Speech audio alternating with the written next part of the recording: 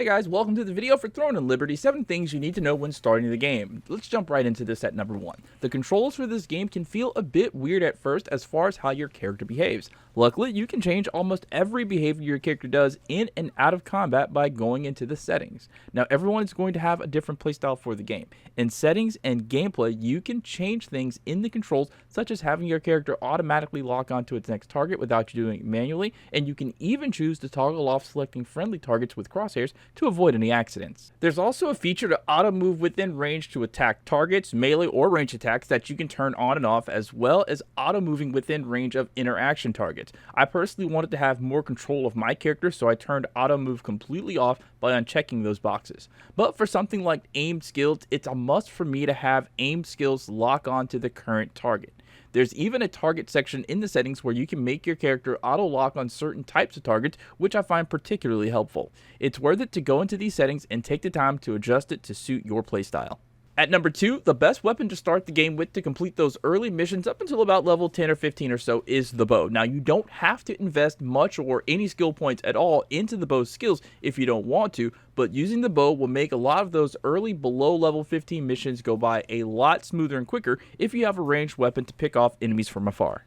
Number 3, if you're looking to run a support type character, the meta build right now for support is Wand and Bow. In Throne and Liberty, Wand is the weapon that provides heals and buffs to your teammates and debuffs to the enemies. And the staff, that's going to be used for magical damage. There are no set classes in the game, and players can sort of freestyle how they build their character, but it would be smart to use 2 weapons together that make the most use of the same attribute scores.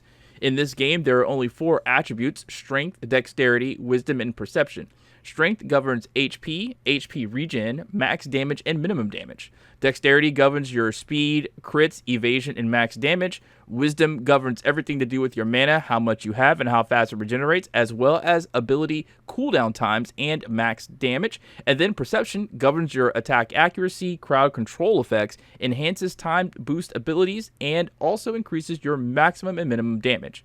Every 10 points in any given attribute after 30 also grants you a substat bonus with each attribute that's displayed right on the attribute when you highlight it on your character sheet. Number 4, when you want to get new gear from a vendor, armor, weapons, or accessories, you're going to need something called a lithograph along with any necessary materials, because essentially you are crafting these items yourself rather than buying them outright from the vendor. At first, you will need green quality lithographs to get gear. They will either say lithograph weapons, accessories, or armor. You won't get a lot of these at the start of the game, and they usually only come when you complete a mission, so spend these wisely early. When you're choosing gear to craft, make sure that gear has stats that meet your character's specific needs to help them do their role better. Number 5, early off, around like level 11 or 12, you'll get a few missions in your Stella fields. Specifically named, these missions are Unsettling Weather, Powerful Ritual Tools, and Star Calling Stone. In these missions, you have to run around the Urstella fields looking for specific items on the ground that only spawn in one location, and those locations are not super obvious. And if you are like me, you'll be running around a bit until you find them. However, if you highlight the quest on the right sidebar by pressing and holding triangle on the PlayStation controller, the mini-map will automatically highlight the exact location where you need to go to find the quest objectives. I didn't know that or even see the highlighted part of the minimap when I did these quests initially, and I only noticed it on my 3rd character when doing these missions. So remember this when you get these 3 quests. They're actually side quests that you pick up from the Starlight Observatory ruins from the contract manager. Make sure you do all of the contract missions when you get to that part of the game to get all the materials, because you are going to need them. Number 6, how to get to the Amitoi house. At around level 12 or 13, you'll have a mission called Adventures of the Expedition, and it will call for you to head to the Amitoi house. Now, if you're like the average player, you probably will have skipped over how to actually get to the Amitoi house. So to save you some time of looking up a video when that time comes, all you have to do is open the scroll wheel menu by pressing and holding L2 on the PlayStation controller, and while L2 is held down, press L3, and that will switch menu options, and the Amitoi house option is there, depicted as a scroll with a cap on top. Select that and you'll be taken to the Amitoi house. Once there, you can set your Amitoi on material collecting missions in certain regions that you have unlocked. You can adjust the time that they are going out gathering from 1 hour to 8 hours. When they're done gathering, an indicator will have a red diamond on it on the left side of your minimap, and from there, you can quickly get back to the Amitoi house and collect your materials and send the Amitoi back out on gathering missions again. And finally, number 7, the mechanic for defeating the first raid boss at level 20, Guide of the Abyss Helliber.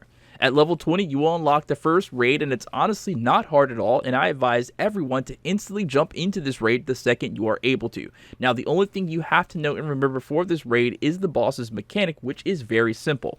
When you're on the final boss, Helliber, every so often, he will pick one member of your raid at random, and a black circle will appear around them on the ground. After a few moments, Helliber will one-shot that guy. Now, to avoid that, everyone in the raid party must stand in the black circle to take a bit of the damage so he doesn't one-shot anyone. Helliber doesn't spam this attack, but he does do it often. The trick is to stay together with your team, and after a few moments goes by with him not doing this attack, start to play a little loose and keep an eye out for that black circle around your teammates and run into it whenever you see him. Alright, and that's going to be it for the 7 things you should know when starting Throne and Liberty. If this was helpful, please don't leave without leaving a like. My name is Ventus, and thank you guys so much for watching, and have a great rest of your day. Peace out.